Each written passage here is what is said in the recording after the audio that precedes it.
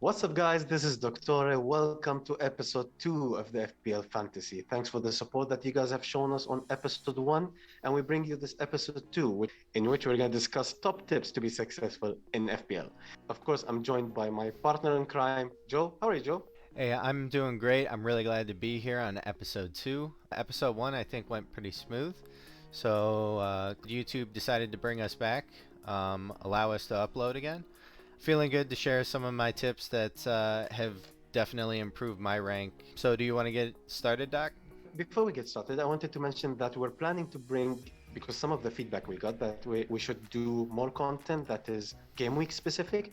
We will bring you game week specific content as soon as this December fixtures finish. So starting from January, we're planning to bring game week specific content. So subscribe.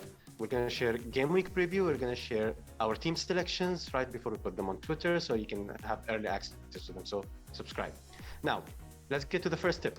My first tip is information. The more information you have, the better you're going to do. That's given. So I wouldn't worry much about price changes, especially in the middle of the season and at the end of the season. What's the point of getting a player who's going to not play just because you wanted to protect value? Joe?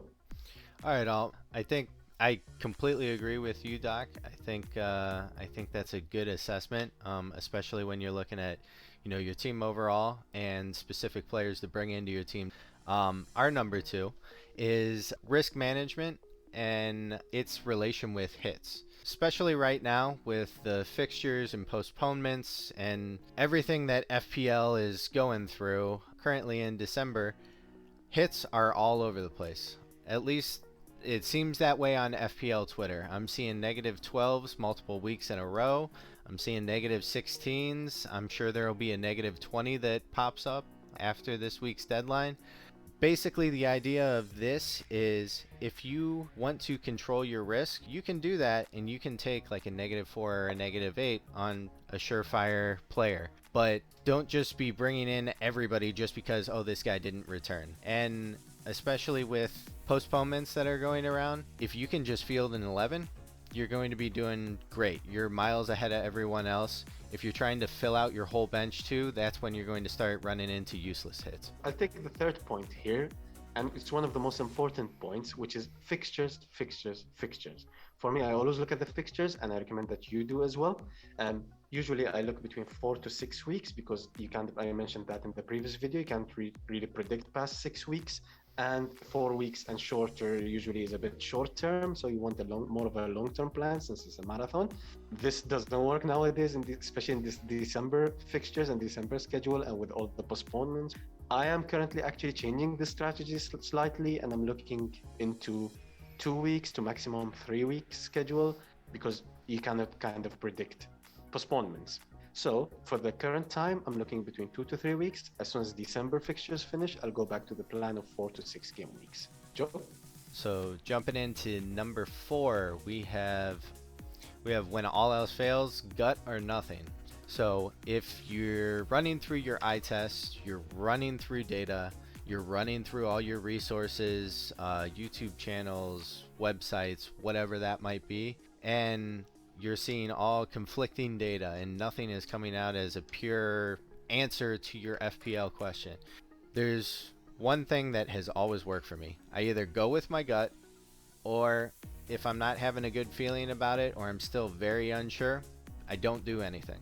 I either move that transfer to something else or I just roll the transfer itself. 9 times out of 10, I find that it's either, oh yeah, I knew I shouldn't have gone with that player, or oh, I had that player in my team but I didn't hit the transfer button. This is just saying, hey, make that decision and live with that.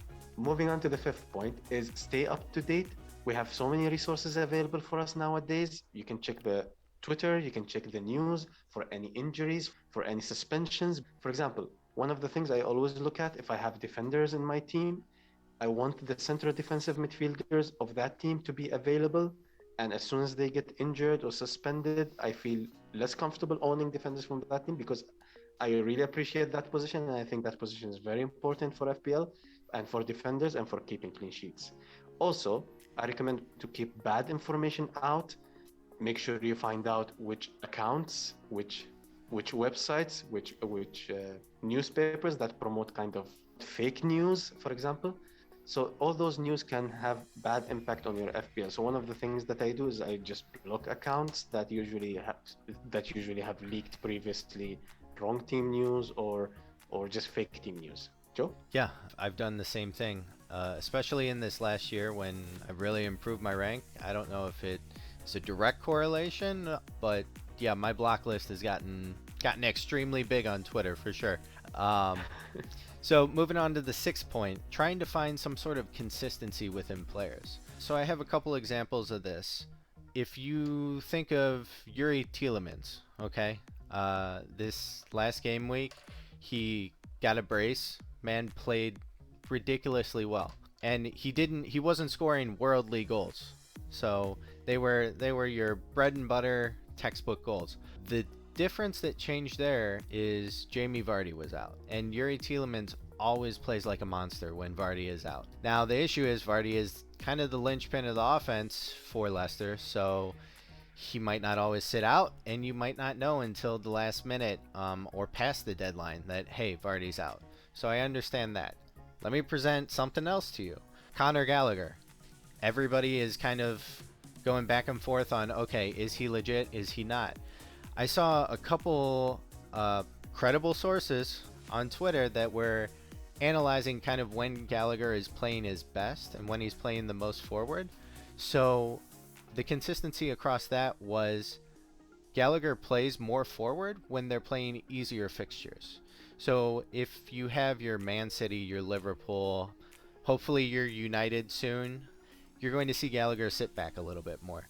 So if they're playing an easier fixture, Conor Gallagher is going to be on the attack more often than not. Might be an interesting time to get him in and grab some points.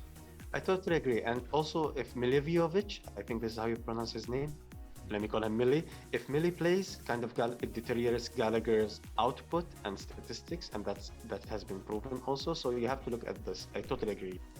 Moving on with number 7, I really recommend that you should watch the highlights of each match that you miss. Yes. If not, you can check the statistics in any website or any applications that you have on your phone. Just check who took a shot, who was taking the corners, who's available, who's not available. Those information will become valuable eventually. Joe?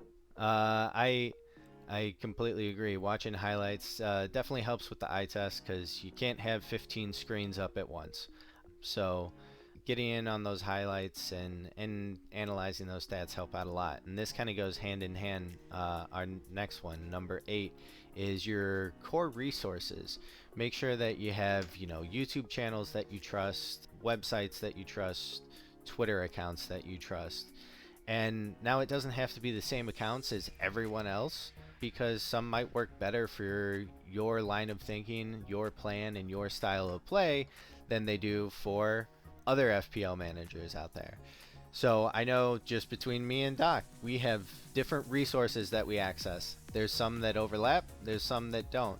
But either way, we're getting decent returns and decent output week in, week out. Want to take number 9, Doc? So for number 9, it's basically control your FOMO or fear of missing out. We almost weekly, some player comes about that you want in your FPL team and they have easy fixtures, but let's say they have tough fixtures coming up and you don't have them in your team. FOMO will hit in right before the deadline and you would try to find a way to bring this player in. I recommend that you can try to control this FOMO because the game is about 11 players or 15 if you can include the bench, right? And it's about how many points this team scores for you. It's the combination of players that you have in your team that scores the points. Let me give you an example. Let's say Ronaldo has a very easy fixture, has one easy fixture versus Norwich, and then has Chelsea, Man City, Liverpool in a row. So, and you don't have Ronaldo, but Norwich should have been at that point of time the easiest fixture available for Ronaldo. Would you get him in?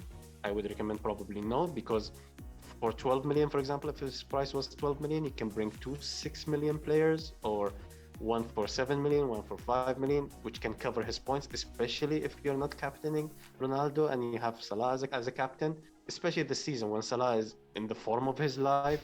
The Egyptian king cannot fail us, so he's the captain. So you're not going to captain Ronaldo anyway, so you can get his points from other sources. Yeah, I agree, and I think that's something that's definitely helped me this year too, is, kind of getting past the fear of missing out, the point chasing, all that. It's a great tip. So number 10, our last tip that we have for you is it's 38 weeks. So keep that in mind. Now you might have to kind of temper your expectations. Everybody goes into game week 1. Nobody says, "Oh, I'm hoping that I make, top 2 million, top 1 million, top 100k, top 10k." No, everybody's like, "Number 1, it's on the table. I'm going for it." So, if you have like 2 bad game weeks, don't necessarily write off, that goal.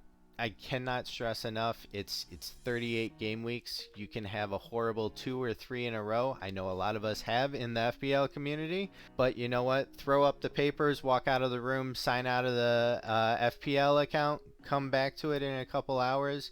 It's going to be okay. It's going to be okay. We're all going to get through it together. I promise you. Yeah, and if I may add to that, you can just have steps. For example, if you're in the top 200k, just target the top 100k or maybe top 150k. And once you hit that target, you go to the next target. For example, at the beginning of each season, personally, I target the top 10k, but it's virtually impossible to reach there nowadays, especially. I've hit it once and I was happy about it, but it's been a struggle since then. I missed out by 1 point last season. But if I don't hit the top 10k, I always aim to be around the top 100k. If that's not possible, 150k will do. It's always that way. When you start by game week 1, it's just a ladder, and you try to go by step to the next, let's say, interval that you assign to yourself. So I totally agree with that point. Yes, Joe. Yeah.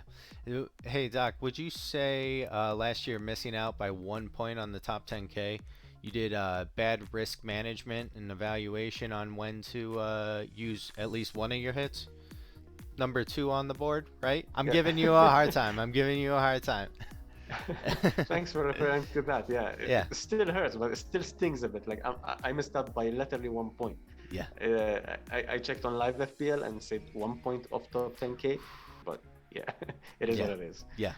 All right. Well, that's us running through our top 10 tips to be successful in FPL and hopefully improve your rank. Doc, do you want to take us out? Just want to say thank you for watching. If you enjoyed this content, don't forget to drop a thumbs up, subscribe. Do not forget subscribing for more content, and see you on the next episode.